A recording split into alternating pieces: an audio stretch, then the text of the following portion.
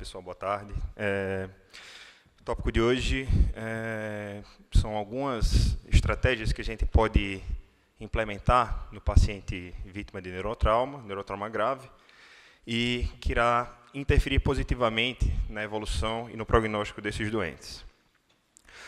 Antes de começar especificamente a tratar sobre as medidas que a gente pode tomar, é importante só nortear o conhecimento acerca da importância do neurotrauma no impacto mundial. Os dados brasileiros eles são um pouco carentes em função da nossa rede de dados ser muito mal preenchida e subnotificada. Então, a última atualização que a gente tem é o DataSUS 2005-2006. E a mensuração, tanto do impacto financeiro quanto, eventualmente, da sobrevida desses pacientes, é muito ruim e não retrata a realidade.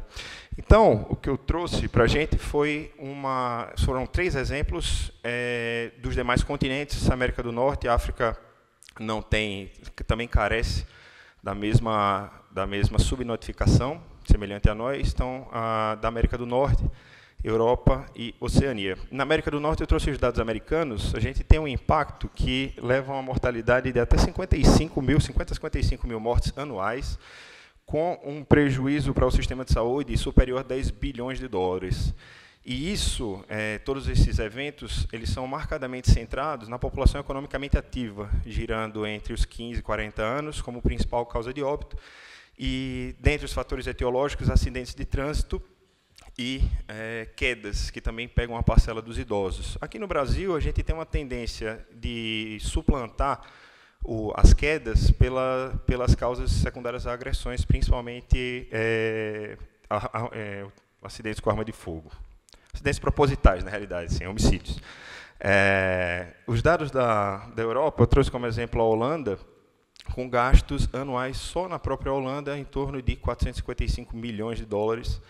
Também a maioria desses gastos sendo majoritariamente acontecendo após o acontecimento do trauma.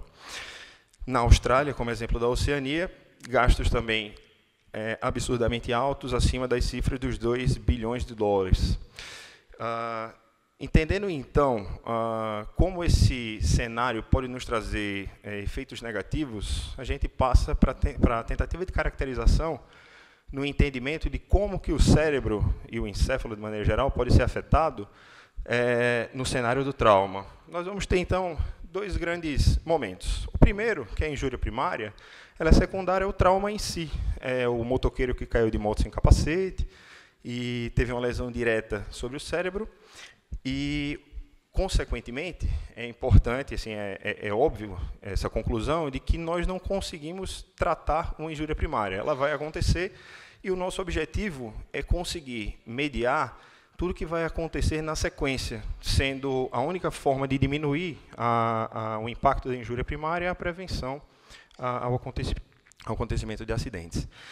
Dentro da fisiopatologia do trauma, nós temos, então, a injúria secundária. E é aqui que nós vamos agir, e é aqui que é o nosso objetivo de aula hoje. Falar como melhorar e quais são os set points ideais para a gente conseguir manejar esse nosso paciente. Lembrar que a grande tríade de lesão para injúria secundária é a associação da hipoxemia, que aí pode ser, eventualmente, no paciente que rebaixou em função do trauma, ou que eventualmente broncoaspirou o conteúdo gástrico, entrou em apneia porque, como Tom Matheus colocou, eventualmente já está em parada cardíaca. A hipotensão associada em função da destruição de grandes vasos, fraturas de ossos longos, e nos pacientes que eventualmente estão com artrite de Cushing ou estão evoluindo com algum grau de lesão neurológica mais importante, a hipercarbia, o aumento do CO2, seja eventualmente por uma bradipneia ou, eventualmente, uma lesão de base cerebral, comprometendo os nossos triggers para a respiração espontânea. A fisiopatologia do neurotrauma, eu montei 3 slides. Meu intuito não é ficar falando aqui sobre enzima, mitocôndria, nada, mas eu tentei resumir para a gente entender como as medidas vão impactar positivamente, entender quais são as formas de injúria secundária que existem aos nossos neurônios. A primeira delas é o edema citotóxico, e falando de forma mais inteligível possível, é o déficit de funcionamento mitocondrial. É a incapacidade celular de conseguir continuar gerando substrato energético para garantir um funcionamento metabólico normal da célula. E isso vai levar a um edema celular. Deixa eu ver se eu consigo apontar aqui para vocês. Consigo. Ao edema celular nas nossas células e astrócitos de permeio. O que nós vamos ver daqui a pouquinho, que leva a um aumento na água intracelular total. Pode abaixar, está tranquilo. Tudo bem. Está todo mundo ouvindo bem aí? Beleza. Além da outra modalidade de injúria secundária que a gente tem, é o edema vasogênico. O edema vasogênico ele vai ser causado também dentro do cenário, potencializado pelas mesmas coisas que eu comentei anteriormente, hipoxemia, hipercarbia, e o que a gente vai ter vai ser um déficit endotelial, um aumento do espaçamento entre as células com extravasamento de conteúdo intravascular. Então, a gente vai ter um espaçamento, como eu falei, entre as células, que normalmente isso aqui tem junções por ligações covalentes bem mais próximas, e a perda para terceiro espaço de líquido contido dentro do vaso. O que é que isso vai trazer, então, no final das contas? Um aumento total na água do cérebro. Por isso que o nosso cérebro vai inchar num cenário de trauma. Lembrar só que aqui na curva evolutiva de Dias, nós vamos ter uma contribuição maior inicial pelo edema citotóxico, aquele secundário ao déficit de funcionamento mitocondrial, e, subsequentemente, ele vai ser transpassado pelo edema vasogênico, que vai manter, vai agir sinergicamente ao edema citotóxico, mantendo o cérebro inchado, o cérebro repleto de água. Então, nossa conclusão, pessoal, do porquê que o cérebro ele é lesado, é principalmente em relação a um desbalanço no fluxo sanguíneo cerebral, em detrimento do quanto o cérebro vai gastar para a manutenção da sua taxa metabólica basal. Isso vai, via de regra, levar à isquemia, à apoptose celular e, por fim, a piora do prognóstico do nosso doente. Por esses motivos, que há uma preferência em relação à utilização de anestésicos venosos nesses cenários, Propofol, Midazolam, como medicações de manutenção, e, em função dessa caracterização, não vou ficar me discorrendo tanto sobre o porquê de usar um anestésico em relação ao outro, em função do nosso curto tempo para a exposição. Então, por sistemas, o que nós podemos fazer para interferir positivamente no nosso paciente? Então, o primeiro objetivo primordial é sempre melhorar a pressão de perfusão encefálica. Normalmente a gente encontra o termo pressão de perfusão cerebral, um anglicismo, mas o correto, o mais corretamente de se colocar seria a pressão de perfusão encefálica, individualizando caso a caso. Tá? E como é que a gente vai fazer isso? Pensando antes de passar eventualmente para as medidas propriamente, vamos entender o que é a pressão de perfusão encefálica. Ela é dada por uma subtração aritmética simples entre a pressão arterial média subtraída da pressão intracraniana. O motivo pelo qual nós utilizamos a pressão de perfusão encefálica a despeito da PIC, a despeito da PAM, é porque os trabalhos mostraram que as condutas que foram baseadas nesses valores, elas obtiveram melhores resultados com um índice de morbidade e uma recuperação e evolução dos pacientes mais favorável. O objetivo das nossas medidas é chegar num valor de pressão de perfusão encefálica entre 60 e 70 milímetros de mercúrio. No sistema cardiovascular, esses dados foram agora reforçados pela publicação de setembro do ano passado do Brain Trauma Foundation. Nós temos alvos pressóricos que devem ser atingidos nos pacientes vítimas de neurotrauma. Na faixa etária de 50 a 69 anos, uma pressão arterial sistólica maior do que 100 e uma pressão arterial sistólica maior que 110 entre essas outras duas faixas populacionais, 15, 49 e 70 anos. Lembra que, no cenário do neurotrauma, nós temos uma faixa basal de autorregulação que habitualmente gira em torno de 50 a 150. Vocês podem falar, pô, Bruno, então por que a gente tem que setar uma pressão arterial sistólica de 100 ou 110? Porque na hora que a gente tem uma agressão, a gente tem uma diminuição do intervalo de autorregulação. E o problema é que a gente não sabe para onde que vão os limites inferiores e superiores. E isso nos implica a necessidade de conseguir individualizar para chegar em valores que beneficiem a maior parte da população que vai adentrar a nossa sala cirúrgica. Por isso que foram estipulados, feitos séries de comparações, e, apesar de não ser o ideal para 100% dos pacientes, esses valores de pressões arteriais são os que conseguem fornecer os melhores desfechos clínicos, desde que nós não tenhamos à mão outras ferramentas para mensuração de perfusão cerebral ou algo mais específico. Uma dessas ferramentas mais específicas que eu me refiro é o índice de reatividade pressórica, o Pressure Reactivity Index. Esse índice ele é uma via de monitorização contínua de pressão arterial média e da própria PIC, ou seja, ela nos dá em tempo real todo o valor da pressão de perfusão encefálica. E ela consegue nos mostrar como uma varia em relação à outra. No slide anterior, se vocês forem ver, dentro da faixa de autorregulação, quando nós temos um aumento da pressão, caracteristicamente, o nosso vaso constringe, no intuito de que o volume sanguíneo cerebral ele seja mantido contínuo e constante. Quando a gente vai submeter o paciente a um período de hipotensão, o vaso dilata no intuito de aumentar a sua complacência e aumentar o volume sanguíneo para compensar a queda pressórica. Então, entendido isso, é de se esperar que num cérebro normal, quando a pressão arterial aumente, nós tenhamos uma redução na pressão intracraniana. Isso mostra que o cérebro está com sua autorregulação preservada, ou seja, é um cérebro com prognóstico bom, um cérebro saudável e que vai responder melhor às medidas que nós tomarmos. Ao passo que, se há uma tendência diretamente proporcional entre o aumento da pressão e o aumento da pressão intracraniana, esse cérebro é um cérebro que já está mais sofrido, doente e passível da necessidade de medidas mais urgentes no intuito de tratar a disfunção orgânica vigente. Como conclusão do uso, nós vamos ter como grande vantagem a capacidade de mostrar em tempo real como está o funcionamento da autorregulação cerebral e uma análise de comportamento fásico de ambas, PAM e PIC, com a extração do impacto sobre a pressão de perfusão encefálica. O objetivo é sempre manter essa relação com um índice negativo. Esse índice é calculado por uma derivada matemática e o intuito é mantê-lo sempre abaixo de zero, que é o que vai justamente atestar a existência da autorregulação cerebral. Passando para o sistema respiratório, a gente tem que tomar um cuidado importante, porque no cenário de trauma, o ideal é que nós ventilemos os nossos pacientes com parâmetros protetores.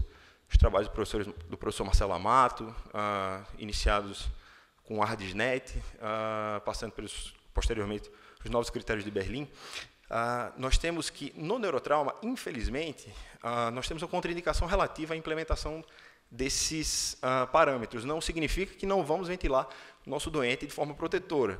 Mas, se tivermos que optar entre ventilar de forma protetora, evitando pressões de pico alta, fazendo baixos volumes, uma frequência respiratória elevada, respeitando todos os parâmetros, nós vamos ter como principal complicação dessa medida a hipercarbia, e como nós acabamos de ver, né, nas bases da lesão, a hipercarbia ela é extremamente deletéria no cérebro que foi agredido recentemente. Consequentemente, se vocês tiverem que optar entre ventilar de forma protetora ou garantir uma oxigenação adequada e manter uma normocapnia para o nosso paciente, opte sempre pela manutenção da saúde encefálica. Ela vai findar sendo mais importante. O pulmão depois a gente dá um outro jeito. Em relação à fração de oxigênio, o ideal é fornecer a menor fração inspirada possível, garantindo a saturação periférica acima de 94% e evitando episódios de hipoxemia. O grande ponto é, quando o paciente é muito grave, o reflexo nosso é colocar a FI já de 100% para o doente. No paciente politraumatizado grave, crítico, essa atitude de colocar um FI de 100% gera um ambiente de hiperóxia, e esse ambiente de hiperóxia no cérebro lesado, ele vai desencadear um efeito conhecido como efeito Paul Burt, e isso corrobora com a ocorrência de convulsões e epilepsias precoces. Consequentemente, precisamos sempre evitar o fornecimento de oxigênio desnecessariamente alto. O objetivo, então, como eu falei anteriormente, a normocapnia. Existe uma estratégia possível de hiperventilação transitória que nós podemos utilizar por até 6 horas. Após 6 horas, quando nós hiperventilamos os doentes, a gente tem um novo reset do trigger de PCO2 do líquor. E aí essa hiperventilação deixa de ser benéfica. A vantagem da hiperventilação é garantir que, num ambiente hipocápnico, e o alvo é entre 25 e 30, nós tenhamos uma indução de vasoconstricção cerebral, diminuindo o volume sanguíneo, diminuindo, consequentemente, a pique. A questão é, Bruno, se vai diminuir a pique, então por que você não ventila aí, bota para lascar e ventila para deixar em 10 a EtCO2? Lembre que vocês estão induzindo uma vasoconstricção arteriolar. Essa vasoconstricção arteriolar, se ela for muito forte, você induz um episódio isquêmico. Então, o meio termo entre não induzir isquemia e conseguir uma vasoconstricção arteriolar para diminuir o volume efetivo sanguíneo cerebral é setar nos valores de 25 a 30 milímetros de mercúrio. Nós podemos, eventualmente, até ventilar um paciente sem PIP, se ele estiver na vigência de hipertensão intracraniana grave. Estiver herniando, diminuímos ao máximo a pressão intratorácica, para facilitar o escoamento venoso. Do sistema hematológico, só um ponto um pouco mais passível de discussão. Antigamente, tinha-se estratégia transfusional mais alta para o paciente vítima de neurotrauma, objetivando um HB de 9 e 10. O problema é que hoje, o receio antigamente era desse paciente anêmico ter uma velocidade de perfusão encefálica tão alta que geraria uma hiperemia cerebral. Sendo que hoje, trabalhos comparativos com estratégias restritivas e liberais mostram que a mortalidade não altera se você utilizar um trigger de 7. Então, a recomendação hoje, apesar de não ser formalizado o HB de 7, é guiar a transfusão sempre individualizando caso a caso e observar os marcadores de microcirculação, Base-XS, o lactato e como está se comportando a autorregulação cerebral. Quanto ao uso do transamin, tem um estudo em andamento, o CRASH-3, ainda não foi publicado os resultados, mas até o momento não temos como afirmar que o paciente vítima de neurotrauma isolado vai se beneficiar do uso de ácido tranexâmico. No balanço hídrico, que é um ponto-chave, nós temos um grande problema. O paciente politraumatizado, ele tem uma hipovolemia absoluta ou relativa, dependendo de caso a caso, com um dano endotelial importante e neuronal agudo que leva à redistribuição de volume, como nós vimos na fisiopatologia do edema vasogênico. Os cristalóides, apesar de serem um grande amigo na hora que o paciente chega hipotenso, ele tem uma capacidade vascular efetiva ridícula. Após 10 minutos, nós temos que 20% só do que foi administrado permanece dentro do vaso e 80% extravasando. Como vocês bem lembram, nossa curva mostrava que a água intracelular tomava proporções já exponenciais na evolução do neurotrauma. Isso significa que, se nós, eventualmente, segurarmos abrindo muita mão, lançando muito mão do uso de cristalóide, a gente vai também perpetuar mais lesão para o cérebro. Então, a recomendação é o uso racional, basicamente para repor diurese e perdas insensíveis. O balanço hídrico do doente vítima de neurotrauma tem que ser próximo a zero. Não tem como ficar fechando o balanço positivo de 2, 3, 4 mil e esperar que esses pacientes vão ter evoluções favoráveis no pós-operatório. Coloides não tem nenhum benefício e o SAFE Study, um estudo de 2004 da New England, ele mostrou que a albumina, foi o único grupo que isso aconteceu, a albumina aumenta a mortalidade em pacientes vítimas de neurotrauma. Então, não lancei mão também dessa estratégia na tentativa de desmerecer o meu argumento de que a capacidade vascular efetiva era baixa. Do ponto de vista hidroeletrolítico, a menina dos olhos é o sódio. O parâmetro de hiponatremia no neurotrauma ele é diferente. Pacientes com sódio abaixo de 142, ele já deve ser tratado como paciente hiponatrêmico grave. E o alvo da nossa reposição deve ser entre 100 e 155. O objetivo é deixar o meio extracelular o mais hipertônico possível, no intuito de diminuir o excesso de água extracelular que existia no cérebro. E o problema é que a gente não tem... a grande vantagem é que não existe nenhuma regra para a reposição de sódio. Vocês fiquem bem à vontade. Fazer NaCl a 20%, a 7,5%, 3%, como vocês quiserem. O objetivo é chegar no alvo. Então, eu deixei como sugestão 1 ml por quilo de NaCl a 20% levaria a uma alteração de 7 mEq por litro na anatremia do doente. Cálcio e potássio níveis normais. As soluções coloidosmóticas caiu para a segunda linha. O manitol ele tem um impacto de gerar uma diurese osmótica num paciente previamente hipovolêmico. Então, isso é um risco a mais que você incorre em eventualmente tratar, ao invés de usar soluções hipertônicas, utilizando o manitol.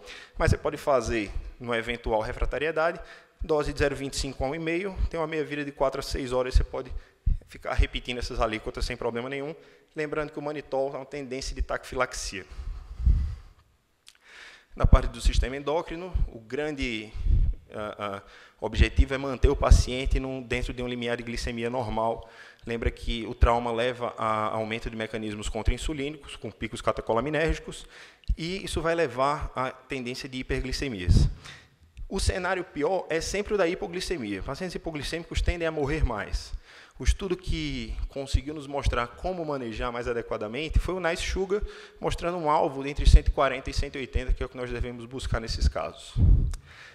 Para o manejo da pele, por assim dizer, a normotermia, o Euroterm 3235, um estudo do ano retrasado, publicado na New England, que mostrou que resfriar esses pacientes no intuito de tentar diminuir o metabolismo cerebral não é uma estratégia adequada. Então, o que se preconiza hoje são temperaturas entre 35 e 36 graus. Da parte gastrointestinal, o uso de bloqueadores de canais de próton no intuito de profilaxia de úlcera de estresse, tá? Porque esses pacientes tendem a ficar mais de 48 horas intubados. Com relação ao posicionamento do paciente, lembrar de manter a cabeça centralizada, evitando rotações, porque isso diminui a drenagem venosa. O decúbito deve ser elevado para facilitar essa drenagem venosa e tomar muito cuidado com o posicionamento inadequado do colar, muito apertado ou bizarramente colocado, de forma a não manter o alinhamento cervical. Entre os fatores prognósticos, a possibilidade de monitorização com eletroencéfalo, que vai detectar emergências não epilépticas, emergências epilépticas não convulsivas, acontecem até 30% dos casos, e a profilaxia deve ser feita com o uso da fenitoína. A fenitoína deve ser empregada em qualquer caso de sangramento ou de fratura cranial, fratura óssea do crânio do paciente.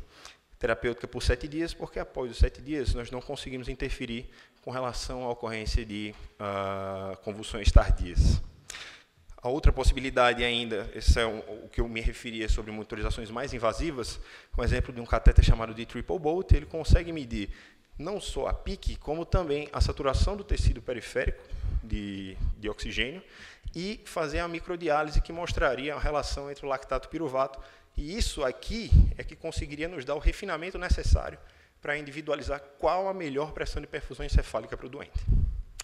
Para finalizar, pessoal, então só lembrar que avaliar precocemente o doente, iniciar todas essas medidas, pensando sistema a sistema, da forma mais organizada e calma possível, isso impacta positivamente na geração e no resultado final do doente vítima de neurotrauma. Todo paciente tratado em centros especializados tem desfechos melhores e o intuito é que, com essa perpetuação de informação, nós consigamos criar vários centros especializados de neurotrauma Brasil afora. É isso. Muito obrigado. Estou à disposição.